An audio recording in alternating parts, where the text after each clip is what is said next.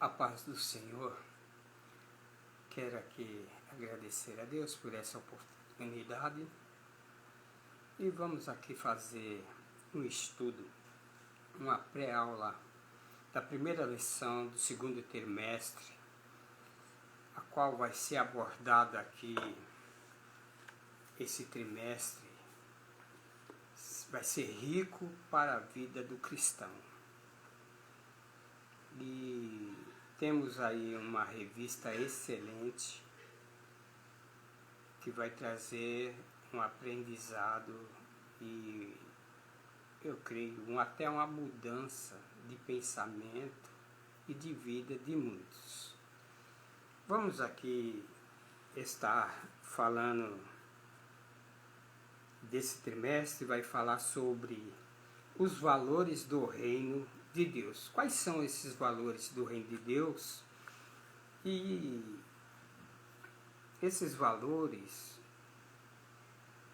ele vai mostrar algumas éticas de comportamento de quem vai entrar no reino.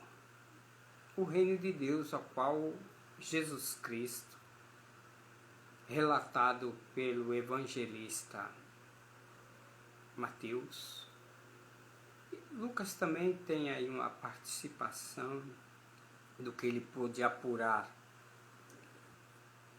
dos relatos sobre a pessoa de nosso Salvador Jesus Cristo. E aí vamos poder observar, será que eu pertenço, nesse trimestre, será que eu pertenço ao reino de Deus? E disse Paulo que o reino de Deus não é comida e nem é bebida, mas é poder do alto, é espiritual. Jesus ensinando aos seus discípulos, começou Mateus mostrando ali, primeiramente, a genealogia da onde viria o Messias. Depois veio mostrando ali o seu nascimento, do seu nascimento, quando ele agora, com os 12 anos, foi apresentado no templo. Estava ali Simeão, que aguardava colocar nos braços para apresentar o Messias. Assim se cumpriu. E veio ali se cumprindo. Jesus, ali no capítulo 4, também já mostra que depois dele ter jejuado 40 dias e 40 noites, o diabo veio tentar. E depois disso ele inicia agora o seu ministério e começa a pregar. Antes de tudo, seu antecessor, João o Batista, veio anunciando e preparando o caminho do Senhor e dizendo: arrependei-vos, porque é chegado o reino dos céus. João Batista iniciou, e aí agora Jesus, ele inicia o seu ministério. E esse relato ele começa já a mostrar para seus discípulos, quer dizer, um rei, ele necessita de súdito. Um rei, ele não reina sozinho. Ele precisa de ter súditos ao seu comando. E a igreja que foi inaugurada, estabelecida pelo Salvador Jesus Cristo, até ele falou: olha, sobre essa pedra edificarei a minha igreja, e nenhum poder das trevas, do mal, vai poder sobre ela. E quando ele inicia agora pregando, ensinando agora os seus súditos, qual é o comportamento que seus súditos precisam ter para entrar no reino de Deus. Eu queria, antes de tudo, mostrar aqui a passagem que vamos estar lendo, no capítulo 5 do Evangelho segundo escreveu São Mateus, mas ele termina aí depois da tentação, Jesus em Galileia e os primeiros discípulos. E ele vem agora preparando, chamando seus discípulos, esses súditos, para o reino dos céus, ou o reino de Deus, e é um reino espiritual, não é um reino terreno. Os judeus esperavam um Jesus que viesse estabelecer a nação de Israel, mas Jesus mostrou algo diferente. E aí eu quero pegar aqui um texto que Jesus, depois de ter separado ali os seus discípulos, já no finalzinho diz, no capítulo 4, verso de número 23, diz que percorria Jesus por toda a Galileia, ensinando nas sinagogas, pregando o evangelho do reino e curando todas as enfermidades, moléstias entre o povo. E a sua fama correu logo por toda a Síria, e traziam-lhe todos os que padeciam acometidos de várias enfermidades e tormentos e endemoniados. Até lunático traziam, e os paralíticos, cegos, mudo, ele os curava. E seguia também com Jesus, diz o texto, que seguia também não só os seus discípulos que ele começou a chamar, mas também seguia uma multidão da Galileia, de Decápolis, de Jerusalém, da Judéia e também da além do Jordão. Então, quem eram as pessoas que iam estar ouvindo o ensinamento do reino de Jesus Cristo? Primeiramente, foi endereçada, foi remetido esta palavra para os discípulos. Mas como tinha uma multidão que também percorria, eles também ouviram essas palavras. E diz aí que, capítulo 5, que Jesus, vendo a multidão, subiu a um monte. Ele viu a multidão que estava com ele, subiu ao monte, assentando, aproximando-se dele os seus discípulos. Observe bem, aqui se fala do sermão da montanha. Esse monte ou essa montanha, ela não tem um nome e não podemos dar um nome específico, porque este monte aqui, a qual Jesus passou a ensinar, é anônimo. Não podemos aqui dar um nome como o Monte das Oliveiras. Entenda bem, meus queridos. Então, olhe bem, no monte, como sendo um monte anônimo, ali nas proximidades, ali à beira do Mar da Galileia, né? A diferença aí que no Monte Sinai, para esse monte que Jesus agora com os seus discípulos e uma multidão, ele começa a falar. E Jesus aqui começa a ensinar cara a cara os seus discípulos e também a multidão. No Monte Sinai foi diferente. Por que foi diferente no Monte Sinai? Foi diferente porque lá, quem subia ao monte era Moisés, que subia ao Monte Sinai para falar com Deus. Ele viu ali a chama ardente, viu uma chama pegando fogo. E também, olha, diz o texto da palavra de Deus que Moisés falava cara a cara com Deus. Mas como cara a cara e ver Deus? Que ninguém via Deus. Ele falava vendo a sarça ardendo. Porque para ver a cara, a face do Criador, ninguém tem possibilidade, assim como ninguém consegue enxergar o sol. A grandeza do brilho do nosso Criador. Mas agora, Jesus Cristo, 100% Deus, 100% homem, agora lá foi chamado até os hebreus para subir o monte para falar com Deus. Eles, não, vai você, Moisés, para que nós não morramos. Então tinha medo de ver, de estar na presença de Deus. Agora olhe bem, agora Jesus começa a ensinar. E o ensino de Jesus, falando face a face com os seus discípulos, ele começa agora, porque Jesus ele pregava em qualquer lugar por onde ele passava, né? Ele pregava o evangelho do reino. Então, vamos entender isso? Me dê aqui. Então, Jesus aqui, o reino, surgiu algumas perguntas como os discípulos perguntaram e hoje nós perguntamos. Quais são as leis deste reino? Jesus ensinando, falando do reino. E quais são essas leis? Aí, qual é a relação com as leis de Moisés? Veio o Senhor aniquilar a lei de Moisés? Surgiu perguntas, e até mesmo uma dessas perguntas, o que é necessário para fazer? O que é necessário fazer para entrar nesse reino? Houve também perguntas desse tipo. Hoje, ainda pessoas perguntam, como que é para ser cristão? O que é que precisa para herdar a vida eterna?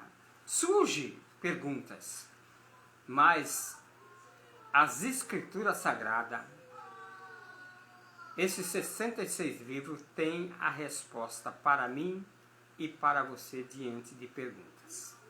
Tudo bem, olhe bem que Jesus ensinava, começou a ensinar uma conduta aos seus súditos do novo, veja bem, do novo reino espiritual. Como eu já disse, Paulo falando que o reino de Deus não era comida e nem era bebida, mas era poder dos céus. Então, olhe bem, os judeus esperavam um reinado terreno, com encantos humanos, com conquistas carnais, baseado sobre vida de injustiça e de um esplendor exterior, aparência exterior. Aí Jesus vem mostrando totalmente diferente o comportamento, que ele vem do interior para mostrar o exterior. Aí, Paulo ensinando a Tito, Tito escreve umas palavras já também bem educativas para nós hoje, e mostrar que na carta, epístola de Tito, capítulo 2, diz assim, ele começa dizendo assim, ensinando-nos que, renunciando à impiedade, olha, renunciar, porque a vida de quem quer entrar no reino dos céus ou o reino de Deus, surgiu até uma pergunta, onde está esse reino? E Jesus falou, olha, o reino de Deus está em vós. Então é daqui de nós, daqui de dentro, que nós vamos mostrar se estamos no reino ou não, com as nossas obras, com as nossas qualidades, com o caráter e a personalidade de cada um. Aí vai ver que nós estamos no reino. Então entenda bem, ensinando a renunciar à impiedade e às concupiscências mundanas. Concupiscência, Paulo fala aos Gálatas, e nas epístolas 1 de João fala que as concupiscências que Eva lá no Jardim do Éden, ela caiu em fracasso. Então, precisa renunciar às concupiscências. O que é? Concupiscência dos olhos, concupiscência da carne, esses prazeres que a carne tem, e concupiscência da vida, que é a soberba da vida, que é essa vontade de esplendor exterior, de aparência. Essas conquistas carnais são tudo concupiscências. E se nós não se libertar delas, nós caímos no mesmo erro que Eva caiu. Porque o reino, Jesus começa a estabelecer leis para os seus súditos, e leis precisam ser cumpridas. E o pastor Caramuru, o líder da escola bíblica do Belém, Belenzinho, em São Paulo, a qual tem lá todo sábado à noite para professores uma escola, e ele sempre dá uma pré-aula e também uma aula corresponde, e não muitas das vezes ele fala o que está na revista, mas sim ele traz coisas novas. E ele deu um parecer, ele é juiz na área tribunal, e ele falava na escola que todos os dias, avião chega com brasileiros deportados dos Estados Unidos. Por quê? Porque eles entraram no país errado. Entraram clandestinamente, às escondidas, para querer usufruir de dentro do que o país oferece. Mas o país, todo o país tem leis, e quando não obedece às leis é deportado. Agora, quando entra legalmente, vai estar disposto a obedecer às leis, do país. Então, se nós também não obedecer às leis, nós súditos do Senhor Jesus Cristo, do Rei dos Reis, Senhor dos Senhores, as leis que Ele está impondo aqui, que está aqui escrito no livro sagrado, nas escrituras, na Bíblia, as palavras, ensinamento de Jesus, se nós não obedecer, chegar a hora do arrebatamento que todos pregam, e chegar no céu, vai ser deportado. E vai ser triste. E Jesus falou sobre isso, ele separando os bodes das ovelhas e dizendo: vinde, benditos do meu Pai, para as ovelhas. Entrai, benditos do meu Pai, possuí por herança o reino que vos está preparado. E aí ele vem e fala para outros: olha, mesmo falando, eu preguei, eu fiz isso, olha, eu sapateei, eu profetizei, eu fiz cursos teológicos, o básico, médio, bacharel, doutor em divindade, PhD, olha, olha aqui, eu me dediquei na tua obra. E ele vai falar: apartai-vos de mim que eu não vos conheço. Por quê? Porque não cumpriu as leis estabelecidas para os súditos. Então, observe bem, Tito continua dizendo assim: aguardando a bem-aventurada esperança. Qual é a esperança? A vinda de podermos estar com o Senhor para sempre, né? O aparecimento da glória do grande Deus, nosso Senhor Jesus Cristo, a qual se deu a si mesmo por amor de nós, para nos remir de toda a iniquidade, purificar para si um povo especial, zeloso e de boas obras. Olhe bem, Tito foi bem claro nas suas palavras, orientado por o apóstolo Paulo. Então, o Sermão do Monte apresenta a lei como meio de obter a salvação. Jesus vem mostrando qual é o meio de nós estarmos já agora com um proceder de vida que não é igual àqueles que estão no mundo. Não é igual. Por quê? A mudança é grande demais. Os discípulos mudaram. Todos viam. Olha, até quando, no dia do Pentecostes, esperar em Jerusalém até que do alto sejais revestido do poder, e o povo ali aguardando o revestimento, Veja bem, o poder na vida dos discípulos, que nem o de Pedro, mas João indo para o templo, que ainda não tinha sido derribado abaixo por Tito, o imperador Tito, e Jesus já tinha falado que não ficaria pedra sobre pedra, que ele ia cair, não ia ter mais templo, como não tem até agora. Estão pretendendo fazer o terceiro templo. Está tudo preparado, os utensílios, tudo do templo está preparado. Mas onde é o local para ser construído, está lá a mesquita do Islã. Está lá a mesquita dos que adoram a Maomé. Então, até entrar nesse acordo de paz, para ser escrito, e eles depois que fizer esse tempo vão achar paz, agora sim, pode vir, Senhor. Aí vai vir uma repentina destruição. Mas não é esse o que nós precisamos abordar nessa pré-aula. Isso vai ficar para outra ocasião. Então, o Salmo de número 32 diz assim, o Salmo: bem-aventurado aquele cuja transgressão é perdoada e cujo pecado é coberto.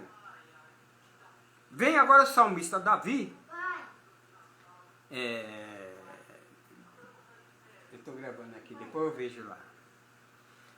Falando que feliz aquele... Olha, Jesus no Monte das Oliveiras, ele ali falou das bem-aventuranças. Mas a Bíblia, em uns 14 capítulos, fala das bem-aventuranças. E mostrando essa de Davi ter registrado que aquele cuja transgressão é perdoada e cujo pecado é coberto. Veja bem, a maneira que... E não só Davi falou, mas também Paulo na carta aos Romanos, no capítulo 4, Paulo também se expressa dizendo dessa forma, olha bem: assim também Davi declara, bem-aventurado o homem em quem Deus imputa a justiça sem as obras, dizendo, bem-aventurado aquele cuja maldade são perdoadas e cujos pecados são cobertos. Bem-aventurado os homens a quem o Senhor não imputa o pecado. Olha, é tão maravilhoso, porque vivemos em um século de inversão de valores. E nessas inversão de valores que vemos, nós vemos mais as pessoas acusando os erros, os pecados dos outros. Mas em nenhum texto mostra tanto Deus como o Criador, o Salvador Jesus Cristo, imputando o pecado de ninguém. Não.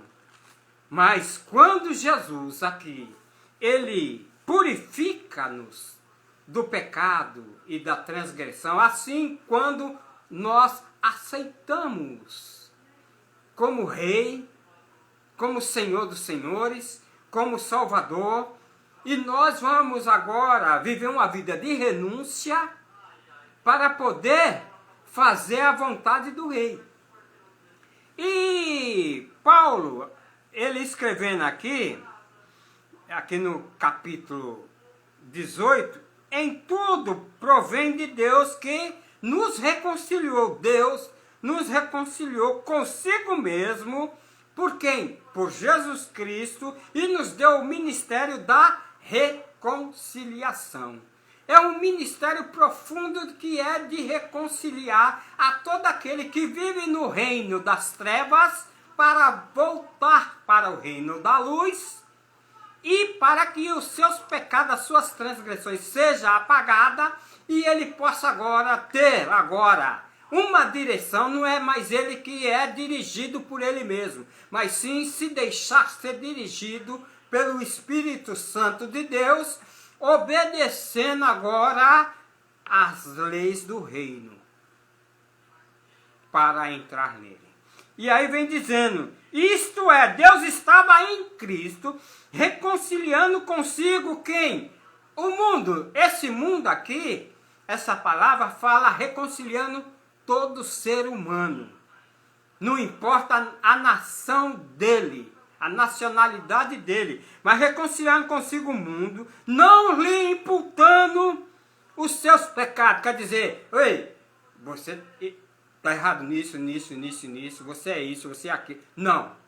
Mas ele está oferecendo agora a graça salvadora por intermédio de Jesus Cristo. Paulo dizendo, pela graça sois salvos. Isso não vem de vós, isso é dom de Deus. E pela graça, quando aceitamos essa graça, aí nós passa a ser nós vamos ser reconciliados agora com Deus, né? Não imputando os seus pecados e nem em nós, e pôs em nós a palavra da reconciliação. Quer dizer, é a mesma que João Batista iniciou antecedendo o Salvador, Jesus Cristo. Arrependei-vos. E para outros, João Batista foi bem mais duro. Arrependei-vos, raça de víboras. Falou bem mais forte. Então, observe bem. Diante de todos esses aqui, nós vemos aí, eu já citei no capítulo 4, então, bem-aventurado, né, aquele a qual o Senhor não lhe imputa pecado. Feliz. E quando aceitamos Jesus Cristo, os nossos pecados, ainda como disse o profeta Isaías, ainda que seus pecados sejam vermelhos como carmesim, vos tornarei branco como a neve. E o sangue derramado na cruz do Calvário foi para perdoar pecado. E Jesus, ele quer sempre perdoar pecado, apagar os pecados e nos reconciliar com Deus, com ele, na pessoa do Espírito Santo. Então, observe bem, a felicidade não depende do que possuímos. Ela nasce na alma de todos aqueles que verdadeiramente, aceita, reconciliou, agora está renunciando, agora está se modelando pelas as leis do reino a qual Jesus apresenta. Aí agora, diz o texto que nós passamos a ser chamados agora, reconhecidos como filhos do Deus Altíssimo. Olhe bem, os conceitos dos homens na terra, em qualquer lugar, a opinião deles, a opinião comum deles, os homens de serem ricos, até os judeus tinham isso, que aquele que não tinha nada, não conseguia nada, é porque ele vivia errado. Né? As pessoas buscam honras, honrarias, né? Pensam que suas vidas em precisar de algo, nunca eles acham que vai precisar de algo, que eles têm tudo. Mas Jesus veio corrigir vários erros hoje, exterior, com aparência exterior, com aparência material, com materialismo, para nos dar agora uma nova posição. Olha, antes das leis de Moisés, teve as leis de Hammurabi, 600 e poucos preceitos, os homens não conseguiram. Olha, na lei de Hammurabi, se fosse hoje, muitos iam ter que matar seu filho pela maneira dele proceder com o pai e mãe, nas leis de Hammurabi. Mas não é assim. Aí veio Deus dando as leis cerimonial, a lei civil e a lei moral para Moisés para aplicar no povo. Mesmo assim, o povo não conseguia. Agora, Jesus veio, ele veio agora para dar condições melhores para a pessoa conseguir e poder entrar no reino. O reino está aí, as portas estão escancaradas para as pessoas vir para o reino. Mas não é de qualquer jeito, não. É um povo fiel, zeloso e de boas obras. São felizes os que reconhecem que não tem condições nenhuma, que é carente da misericórdia, que é carente da graça, certo? Então, Jesus começa até lá no livro do Apocalipse, né, a igreja lá de Laodiceia, no versículo 17, diz assim: como dizem, rico sou e estou enriquecido, de nada tenho falta. Aí vem depois a palavra dele, dizendo: ei, mas você não sabe que tu és uns miseráveis, é pobre, é cego e nu. E aconselho-te que de mim compres ouro provado pelo fogo, para que enriqueças, e vestidos brancos para que te vistas, e não apareça a tua vergonha da tua nudez, e que unja os teus olhos com colírio para que vejas. Agora olhem bem, um conselho desse, tem muitos que não vai querer aceitar não, porque ele se encontra no patamar, na posição, que ele tem tudo. Eu tenho dinheiro, eu posso até comprar. Posso comprar o que eu quero. Mas não é bem assim também não. Porque chegou um mancebo rico e disse para Jesus: Jesus, o que farei para herdar o reino de Deus? Aí Jesus fala: tu conhece os mandamentos, a lei de Moisés? Ah, Senhor, isso aí? Isso eu conheço desde criança. Todo judeu é ensinado até os 12 anos, depois quando ele é ensinado, depois ele é apresentado, ele é circuncidado e ele conhece as leis. Vivo todo sábado nas sinagogas para aprender mais. Conhece os 10 mandamentos? Conheço no dedo. Aí Jesus falou: agora, deu uma palavra para ele: olha, pega tudo que tu tens, vende e dá aos pobres, e me segue. Ele seguiu? Ele quis isso? Não. Assim é também a muitos. Então, quando Jesus começa aqui, veja bem, em Deuteronômio, no capítulo de número 44, olha bem, capítulo 44 de Deuteronômio, tem um ensinamento aqui que eu achei por bem de notificar a igreja. Deuteronômio, capítulo de número 33, que diz assim, olhe bem o que está escrito. Está escrito dessa forma, versículo 39.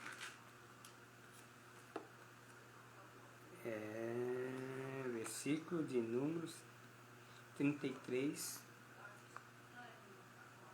Bem-aventurado tu, ó Israel, quem é como tu, um povo salvo pelo Senhor, o escudo do teu socorro e a espada da tua alteza, pelo que os teus inimigos te serão sujeitos e tu pisarás sobre as suas alturas. Olha que condições de um bem-aventurado, né? A palavra falando para o povo de Israel. 2 segundinhos, Juan. Já estou terminando aqui, tá? Então, olhe bem. Jesus começa a falar das bem-aventuranças. Vamos dar uma olhadinha aqui no capítulo 5. Capítulo 5 do Evangelho segundo escreveu São Mateus. E aqui tem 2 sermões. O que Lucas apresenta é quando o povo estava descendo. É o sermão da planície. Mas aqui Jesus fala do sermão da montanha, que é as beatitudes. Beatitudes está dizendo de boas atitudes. Que hoje, na inversão de valores, o errado é certo. O certo é errado. A mulher mais bonita é homem. E o homem mais bonito é mulher. Que inversão grande de valores morais. Mas que para Deus não é aceitável. Aí Jesus abrindo a sua boca, ensinando, dizendo: bem-aventurado os pobres de espírito, porque deles é o reino dos céus. As pessoas querem se sentir grande, que é alguém que sabe tudo, não precisa que ninguém também mais ensine. Ele não é pobre. Ele sentia essa pobreza, né, nenhuma desses tipos de qualidade, ele não quer se rebaixar de forma alguma. Mas aquele que sente que precisa conhecer mais, porque Pedro disse, né, para nós nos encher do conhecimento e da graça de nosso Salvador Jesus Cristo. Nós vai estar sempre, olha, é todo dia, essa lapidação é todo dia, o ensinamento é todo dia, tem ensinamento para a vida de quem quer estar no reino. Então, aqui, eu quero pegar aqui algo para ajudar aqui nessa passagem. As 9 bem-aventuranças que Jesus descreve, né, é as atitudes do caráter do discípulo de Cristo. Atitudes do caráter dos discípulos do Senhor Jesus Cristo. Jesus, o Senhor, não apenas descreveu o caráter de seus discípulos, mas também anunciou os princípios que operam no reino dos céus. A palavra bem-aventurado significa feliz, abençoado, né? E isso esse abençoado não é ter muito dinheiro, viver uma vida, poder viajar à vontade, poder ir para onde quer. Não é não. Essa feliz e abençoado é por desfrutar, sabe de quê? Das bênçãos celestiais. Porque tem pessoas que têm tudo nesta vida, mas ele não é bondoso, ele não é misericordioso, ele não é manso, ele não é benigno, ele não tem domínio próprio, ele não, às vezes nem fé tem. E as qualidades de um bem-aventurado é quem desfruta das coisas que é do reino. Não é desse reino, desta vida. Veja bem. Então, bem-aventurado os humildes de espírito, porque deles é o reino dos céus. Aqui, nessa tradução, pobre ou humilde, está dizendo... aí é um sinônimo de palavras, né? A humildade é a primeira qualidade essencial para o discípulo de Cristo. É a atitude do discípulo para consigo mesmo. Este é o caráter oposto aos padrões do mundo. Humildade. Tem pessoa que às vezes ele vai em determinado lugar, ele se abaixa assim, mostrando que ele... a maneira de parece que ele é humilde. Mas não é isso não, humildade não é isso não. E Jesus, ele depois ensina lá, mais lá na frente, no capítulo, se não me engano, 11, ele dizendo, aprendei de mim, que sou manso e humilde de coração, e encontrarei descanso para as vossas almas. Olha, aprender com Jesus é diferente. Nós podemos aprender nas melhores faculdades hoje no mundo, mas aprender com Jesus é diferente, porque quem aprende com Jesus, ele passa a ser modelado, passa a viver vida de renúncia, de aceitação aos ensinos e tendo já a convicção e a certeza que ele está sendo enquadrado nas leis do reino dos céus ou o reino de Deus. Então, olhe bem, os reinos do mundo se orgulham pelo seu poder, não, eu tenho mais aqui equipamento para guerra. Eu tenho 10 esquadrões de soldados. Eu tenho a arma mortal. Cada um se orgulha, né, esse poder aí militar. E pela sua cultura, muitos também, nossa, a minha cultura aqui é a melhor. Ou a sabedoria, como os gregos, os filósofos. E pelas suas riquezas de propriedade.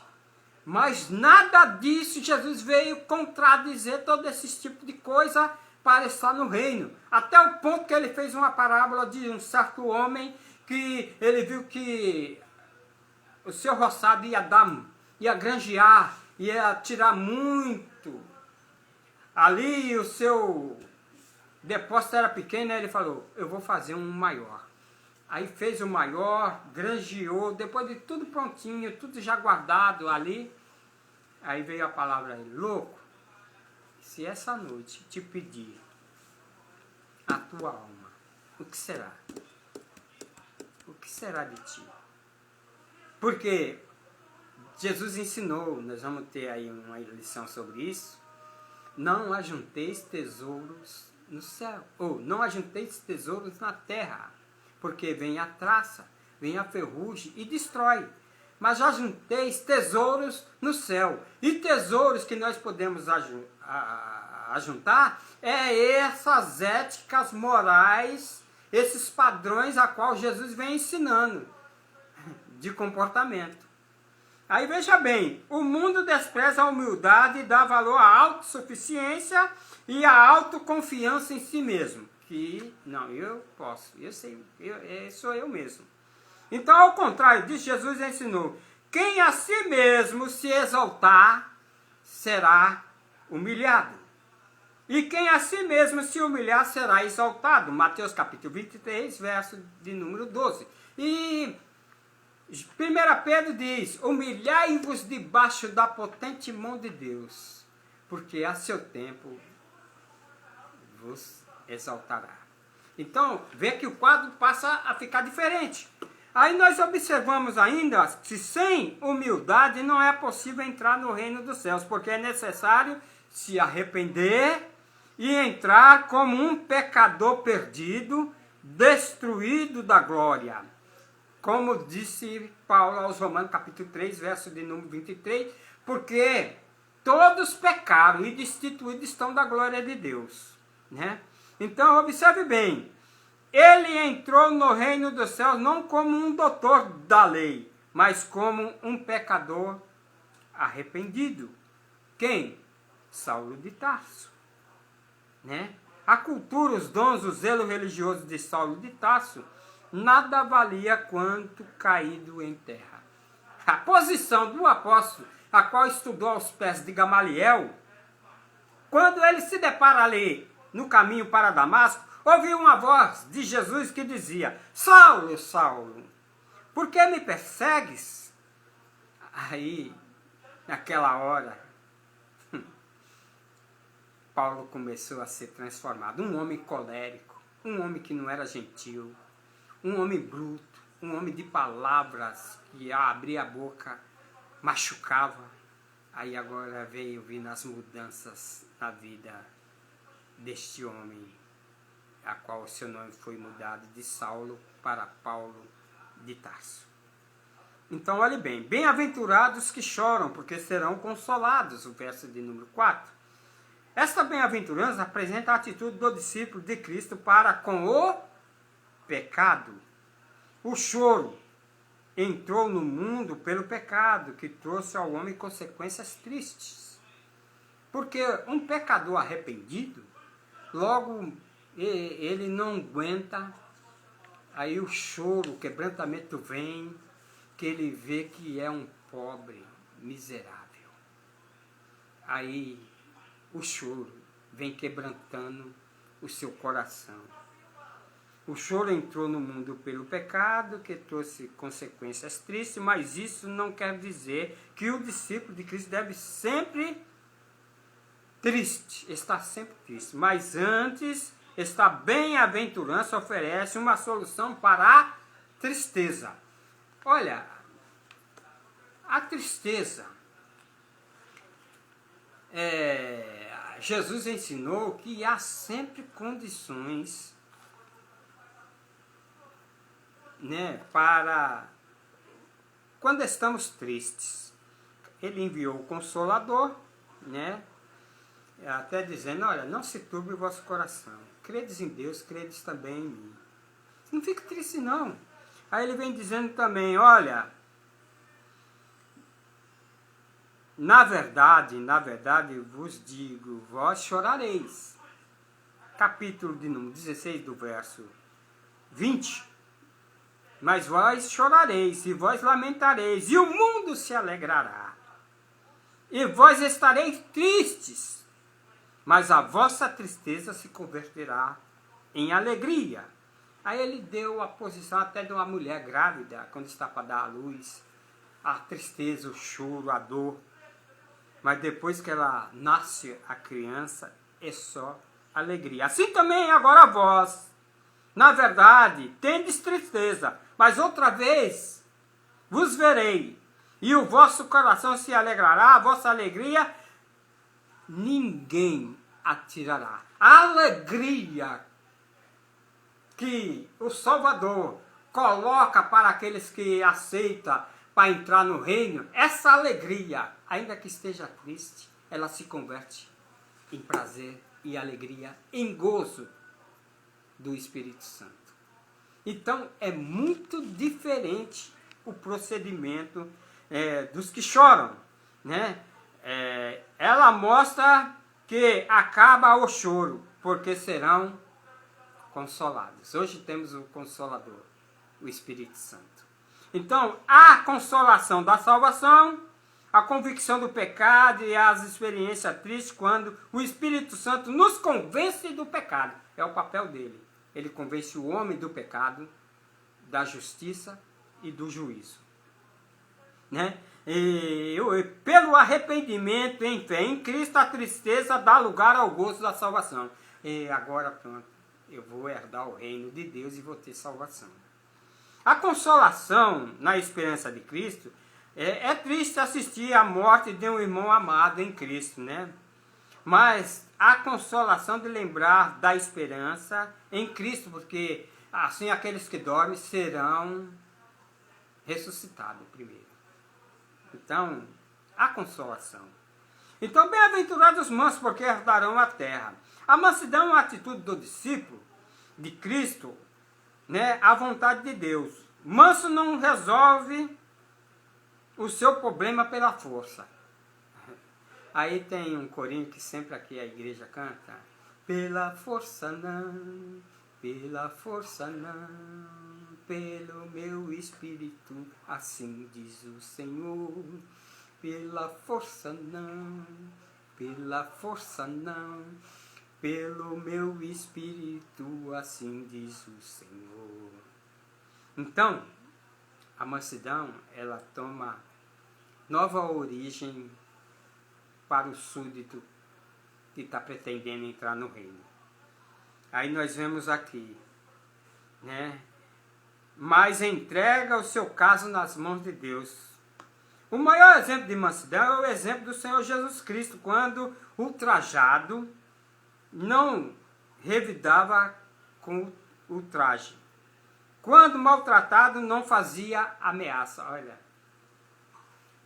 que exemplo do Salvador para nós, para estar no reino. Quando maltratado não fazia ameaça. Hoje, muitos que se dizem evangélicos, que está caminhando para o reino dos céus, o reino de Deus, basta uma ofensa com ele, ou com da família dele, ou com o filho dele, basta ser maltratado, aí ele já vem com ameaça. Não, eu vou tratar desse assunto.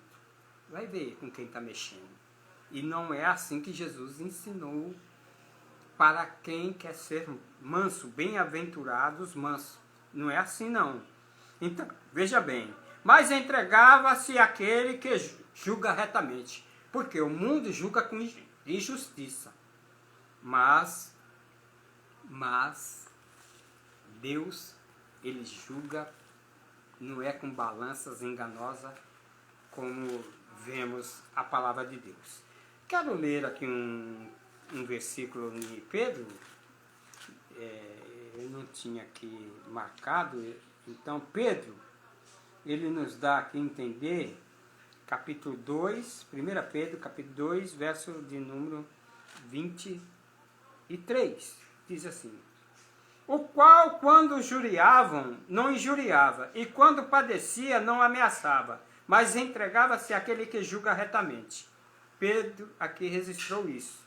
Levando ele mesmo o seu corpo, os nossos pecados sobre o madeiro, para que, morto para os pecados, pudesse viver para a justiça. E pelas suas feridas, nós fomos sarados. Ele poderia. Ah, pai, ele até falou antes. Pai, se for possível, passa de mim esse cálice. Ele suava gota de sangue. Ele precisou que o anjo viesse consolá-lo. Isso é, todo esse sofrimento por mim e por ti.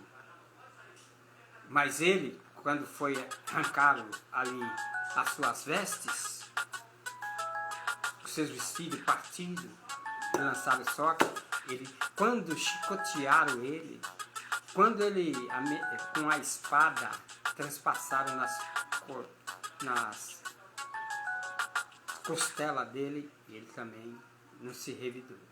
Então entenda bem esse processo de mansidão. Então, olhe bem, Moisés não era manso porque ele queria vencer pela força. Ele chegou até matar um egípcio. Porém, como líder do povo de Deus, era varão Moisés muito manso, mais do que todos os homens da terra. Está registrado lá em Números, capítulo 12, verso de número 31. E isso na época, contudo, Miriam e Arão, por inveja, falaram contra Moisés. Ele não resolveu o problema por si mesmo. Ele não. Mesmo seus irmãos, Arão e Miriam, contra ele, acabaram até eles ficando leprosos, mas ele não reagiu. Mas entregou o caso nas mãos de Deus. Lá em Números capítulo 12, verso de número de 1 ao 10. Então, bem-aventurados os mansos, porque herdarão a terra, é uma citação do Salmo 37, verso 11, e se referem aos 1000 anos do reinado de Cristo. Aí ele vem dizendo de novo Jesus, bem-aventurados que têm fome e sede de justiça, porque serão fartos. A atitude do discípulo de Cristo, né, a justiça, trata de nosso relacionamento com os outros, com o próximo. Como que é o nosso trato com o nosso próximo? É justo ou não? Teve um homem que foi preso porque estava devendo um certo valor e aí encerraram ele na prisão. Mas aí aquele senhor usou de bondade e misericórdia e falou, pode soltá-lo. E quando ele é solto, nas imediações da sua região, ele encontrou alguém que devia a ele. E ele, você vai me pagar ou não? Aí começou a espancar. E quando souberam do feito dele, levaram ao Senhor que havia lhe perdoado os seus pecados. Então ele agiu com injustiça. Porque se nós não perdoar uns aos outros, também no reino não entra. Então aqui, nós vemos aqui a atitude desse discípulo, né, para com o ofensor, né? Aí, olha, há necessidade de agir com justiça no lar, na vizinhança, nos negócios, no trabalho, na igreja, em relação a outras pessoas. O discípulo de Cristo deve ser justo. Aí Romanos capítulo 5 vem dizendo assim, justificados pela fé, tendes paz com Deus. É Deus que nos justifica. E nós temos que também ser justos e justificar para que possamos ter paz uns com os outros. Então, bem-aventurados misericordiosos, porque alcançarão misericórdia. A atitude do discípulo com o ofensor. Hoje está difícil, viu, para as pessoas perdoar qualquer coisinha, coisa mínima. E para falar de pedir desculpa, perdão, há 3 itens que se referem a pedir perdão. Quando nós desobedecemos a Deus, o nosso pecado foi contra o Criador, nós temos que pedir perdão para quem? Para Deus, para o Criador. Quando foi para com os estatutos da igreja, as normas, a qual onde nós ali nos reunimos e formamos o corpo de Cristo, quando na igreja desobedecemos algum padrão, alguma ética da igreja, daqueles compromissos, aí o perdão é com a igreja. Mas quando nós machucamos o nosso próximo ou o nosso irmão, vai, deixa a tua oferta no altar e volta lá e reconcilia com o teu próximo, com o teu irmão, e peça a ele o perdão. Usa de misericórdia. Ainda que o errado foi ele e você vai e se humilha, porque os humilhados serão exaltados. Quem se humilha é exaltado. Então olhe bem, que não ensina que alcançamos a misericórdia de Deus porque somos misericordiosos, mas que por termos alcançado a misericórdia de Deus é que devemos ser misericordiosos. Nós estamos alcançando essa misericórdia. E o teste de caráter, o coração que não é misericordioso não conhece a graça de Deus e nem o verdadeiro arrependimento. Então a graça de Deus no coração muda a nossa atitude para com os outros, até para com os nossos perseguidores, como também o exemplo de Estevão, que estava sendo apedrejado, e Estevão falou assim: olha, Pai, não lhe imputes este pecado. Estevão sendo apedrejado, olha bem o que é que ele disse, olha. E disse: eis que vejo os céus abertos, e o Filho do Homem que está em pé e a mão direita. E apedrejaram a Estevão, invocando, dizia: Senhor, recebe o meu espírito. E não pondo esse de joelho, clamou com alta voz, dizendo: Senhor, não lhes impute este pecado. E tendo dito isso, adormeceu. Ele podia falar: vocês vão ajustar conta com Deus. Vocês estão fazendo comigo? Vocês vão ver com vocês. Não, ele não fez isso. Não fez. Por quê? Porque por ser misericordioso. Bem-aventurados os limpos de coração, porque verão a Deus. Bem-aventurados são os limpos de coração, que não amam as riquezas para si, a tranquilidade e paz. Olha, esse hino é maravilhoso, 232. Então vamos lá, limpos de coração. Essa bem-aventurança não se refere à atitude, mas sim ao centro do ser humano. Limpo de coração significa o coração sincero, sem duplicidade, de um amor que não é dividido. Duplicidade. O coração purificado pelo sangue de Cristo, em Hebreus capítulo 12, verso 14, segue a paz com todos e a santificação, sem a qual ninguém verá o Senhor. Mas como podem os limpos de coração ver a Deus, pois Deus é Espírito e é invisível? O Senhor Jesus disse: ninguém jamais viu a Deus. E o Deus unigênito que está no seio do Pai, a quem o revelou. Moisés queria ver a glória de Deus. Mas Deus respondeu: não me podereis ver face a face, porquanto homem nenhum verá a minha face e viverá. Êxodo 33, verso de número 20. O sentido de ver a Deus só pode ser espiritual. Deus, na sua conversa com Moisés, revelou que ver a Deus é descobrir quem Ele é. Isto é, você quer ver Deus? Ver pelo seu caráter, pela maneira de nos tratar, e depois nós tratar o nosso próximo. Aí nós estamos vendo a Deus. Ver a Deus é nós ver o nosso próximo como criação de Deus, e nós não maltratar a criação de Deus. Por quê? Lá, façamos o homem a nossa imagem e semelhança. Nós temos semelhança de Deus. Então é mais sério ainda. Então olhe bem.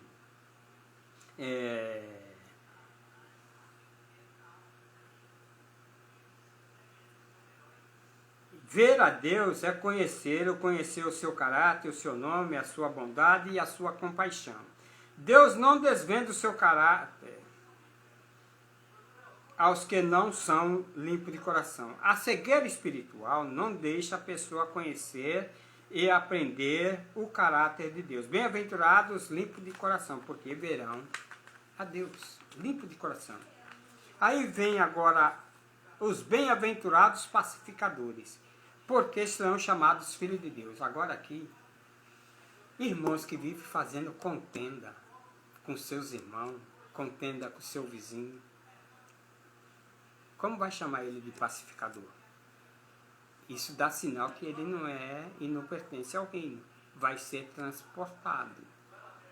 Olha, não faltam pessoas e nem organizações que procuram resolver grandes problemas de paz entre as nações. Eles lutam aí para resolver o problema da paz mundial e vira e mexe, países entram em guerra. Então, creio que o Senhor Jesus não se referia, né, a essas pessoas como pacificadores e abençoados. Quais são as pessoas a quem o Senhor Jesus chamou de pacificadores? Quais são? Antes de responder esta pergunta, vou fazer outra. Qual é a causa da falta de paz em todas as relações humanas? Né? E o pecado é o afastamento de Deus. É o verdadeiro pacificador não tem ele não tem inimizade com ninguém. E nem deixa que essas coisas venham trazer aqui inimizade. Porque quem se faz amigo do mundo torna-se inimigo de Deus, nas epístolas de João. Diz isso. Então, como pode uma pessoa acabar com a inimizade entre outros? Como pode? Acontece isso, sabe aonde? No meio das pessoas que estão dizendo que está indo para o céu, que pertence ao reino, que tem um Salvador. E o que mais tem acontecido, as contendas, as intrigas, as fofocas, os disse-me-disse, e trazendo inimizade um com o outro. E Jesus falou: Pai, não quero que os tire do mundo, mas que os guarde, os livre de todo mal, para que eles sejam um, assim como nós somos um. Então, o corpo é um. O corpo de Cristo é um corpo, é as pessoas que se unem. E onde estiver uma ou duas pessoas no nome dele, ele está no meio, e Cristo é a cabeça, é diferente. Então, veja bem, o relacionamento dos homens com Deus é a mais importante, é a paz com Deus que deve ter prioridade em nossa vida. Justificado pela fé, tendes paz com Deus. Ele, Jesus, é o príncipe da paz, conselheiro, Deus forte, Pai da eternidade e príncipe da paz, segundo o profeta Isaías profetizou.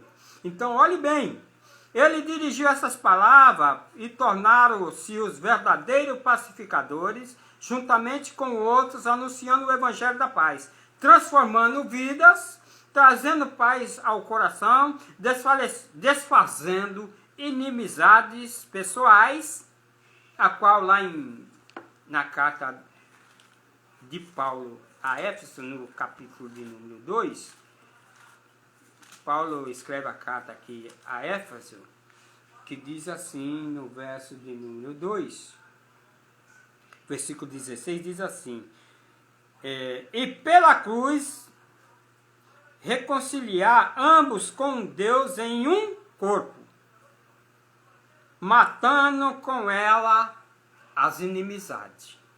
A nossa luta não é contra a carne, nem contra o sangue. A nossa luta não é contra a carne e nem contra o sangue. Porque não temos que lutar contra a carne e o sangue, mas sim contra os principados, contra as potestades, contra os príncipes das trevas desse século, contra as hostes espirituais da maldade nos lugares celestiais. Então, o pacificador, ele tem que entender essas origens, né? E o papel dele é desfazer todas as inimizades. Disse, se não me falha a memória, foi Pedro, que Jesus Cristo ele veio para desfazer toda a obra do diabo. Se nós estamos no reino, se nós estamos em Cristo, nós como pacificador, o nosso papel não é dividir, mas é trazer a união e a paz. Ó quão bom e quão suave é que os irmãos vivam em união. Então observe bem, eu quero relatar ainda algo aqui, né? Que bem-aventurados que têm fome de justiça são felizes e desejam, né? Esses bem-aventurados que têm fome de justiça, o desejo dele é de cada dia ser melhor, cada dia ser bom, né? Do que o comer ou beber, ou de ter riqueza, de ser sábio ou estimado pelo povo. O desejo dele é de haver uma mudança interior e exterior na sua vida.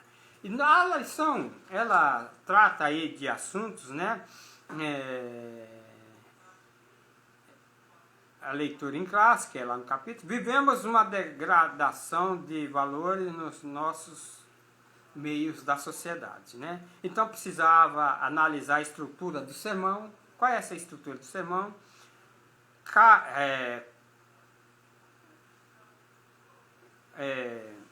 Correlacionar as bem-aventuranças com o caráter do cristão e afirmar a bem-aventurança, né? Então, olhe bem, a estrutura do sermão. Por que o Sermão do Monte? A estrutura do Sermão do Monte e o desdobramento. E quem se desfruta do Sermão do Monte, né? Foi direcionado aos discípulos, à multidão que o via e também destinado a todo cristão que nasceu de novo, a qual lá na segunda carta de Coríntios, né, fala dessa forma. E também as bem-aventuranças e o caráter dos filhos de Deus. O que são bem-aventuranças? O reino de Deus sem caráter e o seu caráter é o reino no coração, chegado o reino, e a igreja, a expressão do reino de Deus. E por último, os súditos do reino de Deus, que vem quebrantamento, choro, mansidão, retidão, que é justiça, pureza, depois a pacificação, e agora por último, que é o mais difícil, que é a perseguição por causa desse reino. A perseguição por causa desse reino, suportar a perseguição, a pessoa já tem que se sentir que está no reino, que está enquadrado, modelado pelos ensinamentos de Cristo, porque quando vem a perseguição, não importa o que vai se fazer, porque Jesus disse, quem perder a sua vida por amor de mim, achá-la-á. Então, quem está já no reino, ainda que venha perder a sua vida por amor a Ele, aos ensinamentos dEle, fique tranquilo. Descansa no Senhor. Confia. Aí, por último, somos bem-aventurados. A beatitude na vida dos salvos. A prova que o cristão é bem-aventurado. Aí vem o domínio e o eu carnal. Dominemos já, estamos dominando o eu carnal, o ego. Viver na bondade de Deus. E por último, o homem moderno deseja dinheiro, fama, poder e ambição. O homem moderno. Mas nós desejamos ser cada dia lapidado, ser santificado, santo para Deus, separado para Deus, para as coisas do reino, e também sendo purificado, lavado pela palavra, porque perdoados nós já fomos pelo seu sangue. Que Deus vos abençoe. Próxima lição, o sal da terra e a luz do mundo. Somos sal da terra, somos luz do mundo.